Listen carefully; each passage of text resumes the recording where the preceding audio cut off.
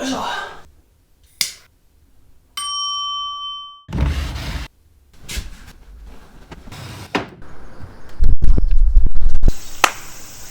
to Taijut's Kitchen. Today I'm going to show you a Japanese home. So in the background what you see is my parents' house where I grew up. So I'm back in Japan for the summer holiday, but because I travel from overseas, I have to stay at home for 14 days in a quarantine. So I decided to make a video on a Japanese home. But my parents' house, my home, is neither traditional nor a typical Japanese house, but still has a lot of the common features of a Japanese home. So I thought it might be interesting to show you those. And by the way, when you hear this, these are insects called cicada. They look like this. This is a very typical thing of a Japanese summer. When we think of Japanese summer, we think of cicada. This is all throughout in Japan, and perhaps you may have heard in some anime and wonder what they are.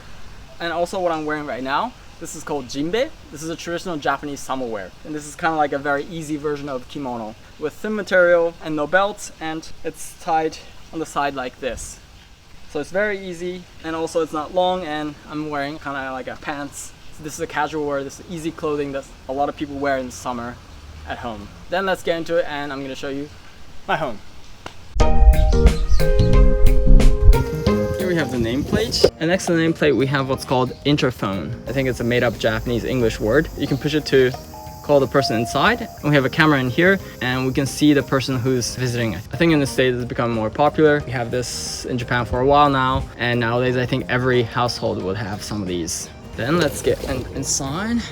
I'm gonna walk through. Then let's go inside. So here's probably the first thing of a Japanese house that is very different from Western houses, is that the door opens to the outside because we have this special feature. Here we have what's called Genkan, which can be roughly translated as front entrance. And this is where we take our shoes off. So you see a very clear line right here that it goes a little lower, and here is where you take our shoes off. Here, even though this is inside of a house, this is considered kind of outside. Until this point, you come in with your shoes on, and then from this point on, you go in without your shoes. And here's a very clear line of inside to outside. This is how we keep inside our homes clean. And I've read this may be one of the reasons why we never had pests in Japanese history. Now let's go inside. One thing you might want to care about when you happen to visit a Japanese home is that you want to take your shoes off here in this direction, so that you never step your bare feet or socks on this part, and that you take your shoes off here and then you step right here in the inside part, and you keep your shoes on the outside. And a common thing in Japanese modern houses nowadays is that we have these slippers. You wear your slippers inside so that your feet also stays clean. And then there's also something else here that is common in a Japanese front entrance, which is called getabako. It's often in a very different form, but we have like this. Here's where we store the shoes that we don't use every day.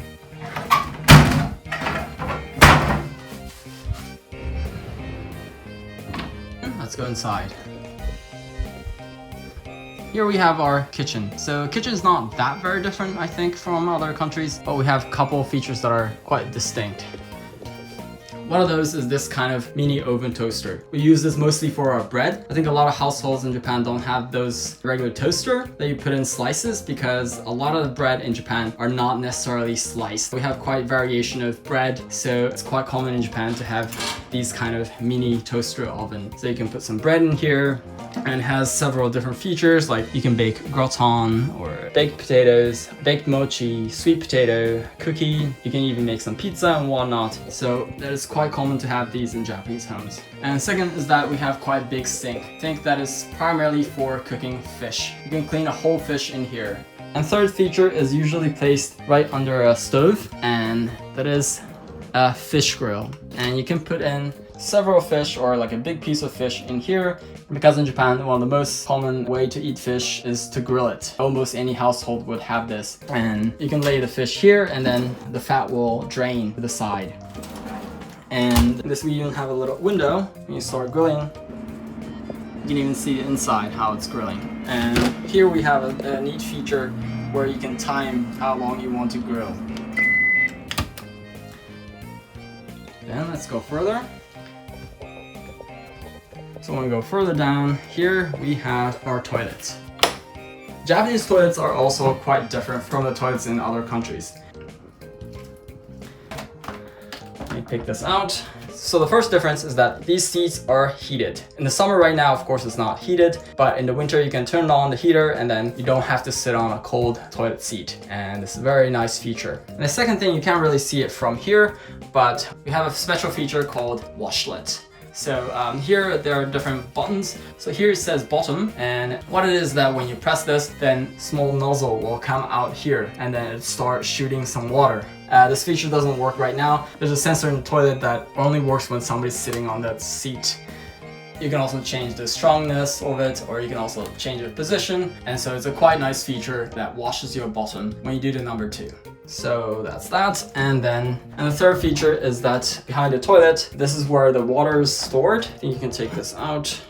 You can see water stored. And then what it is that when you flush the toilet, the water will come here. I'm gonna try it. And then the water come here. So you can wash your hand here, and then the washed water will go in here, it will be stored, and then will be used for the next time when it gets flushed. It's also quite eco-friendly.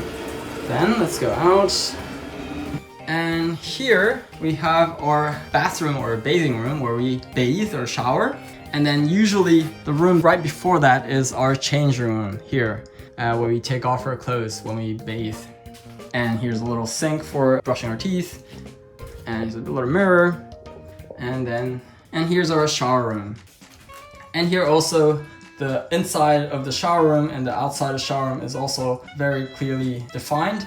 And inside here, a big part of it is this bath. So in Japan, it's very common to have a lid over the bath. You can kind of roll it like this.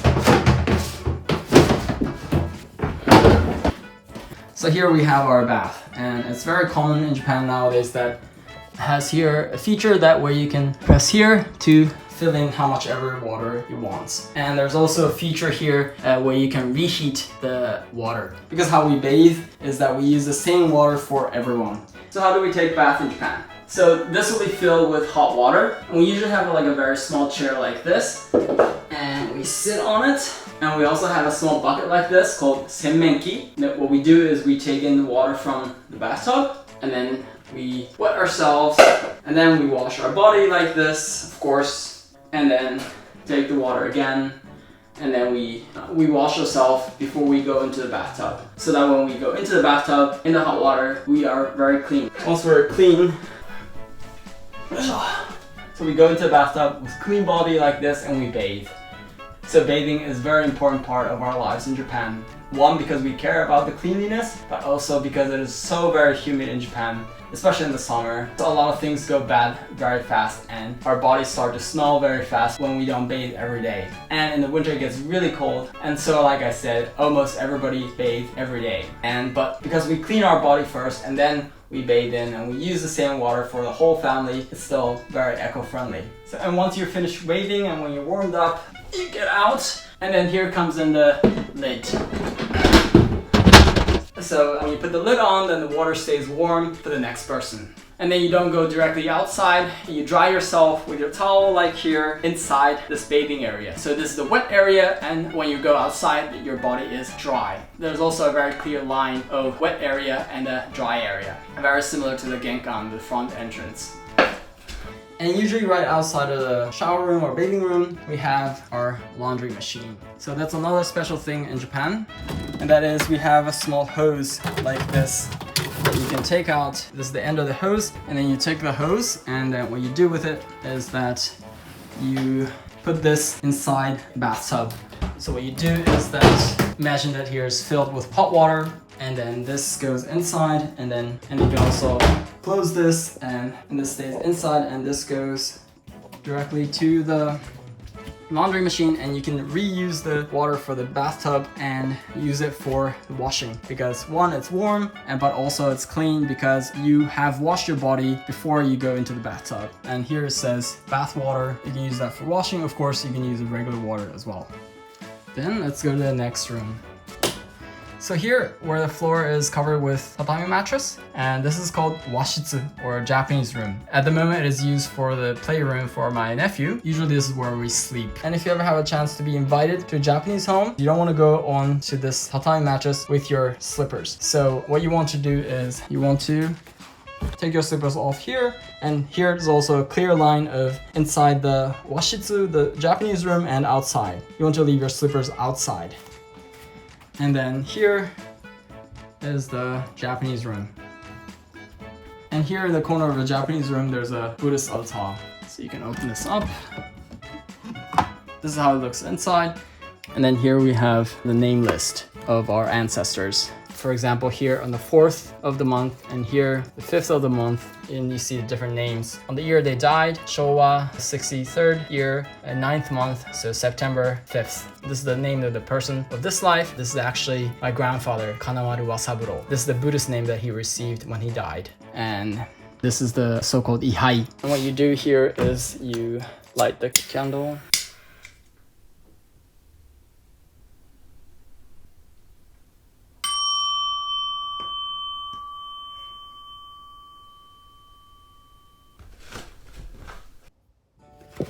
And like I said, this is also the room where I sleep. And for that we have what's called oshire. You might have seen an anime of Doraemon where he sleeps. Of course, normally you don't sleep inside the oshire, but what's there is that these are the mattresses that we use to sleep when we go to bed.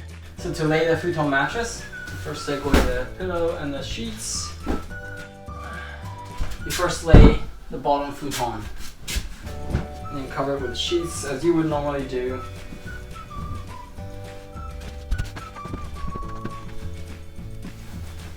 And then you have the top futon covering like this, and then you go to sleep like this. And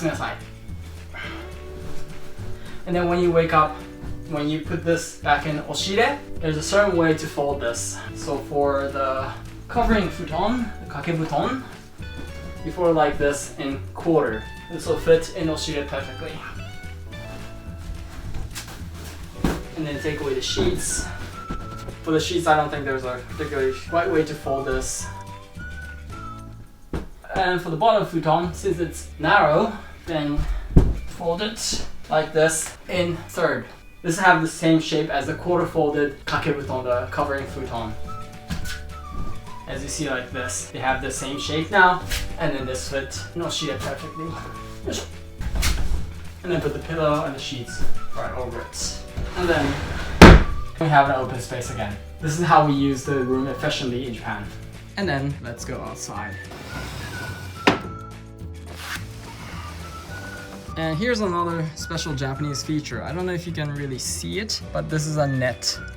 Yeah, there you go. Almost every window would have these kind of nets. And this is because we have a lot of mosquitoes in the summer. So we couldn't have a window without a net like this to prevent these mosquitoes coming in. And then it's quite common to have right outside of the Japanese room, we have what's called these Engawa. This is kind of terrace, but in Japan we also have this in a traditional home. They're called Engawa. And this is where the Japanese ambiguity comes in. Till then we have always had a very clear space of inside outside. Here we have kind of inside, kind of outside. To here we come in with our bare feet, and then here we wear outside sandals, but this is kind of like inside but also half outside, and then we go into our garden. And this is our garden.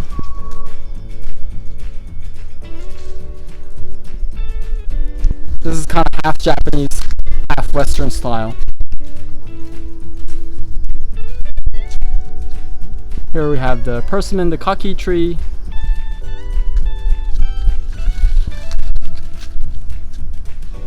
And we have here grass that's very Western.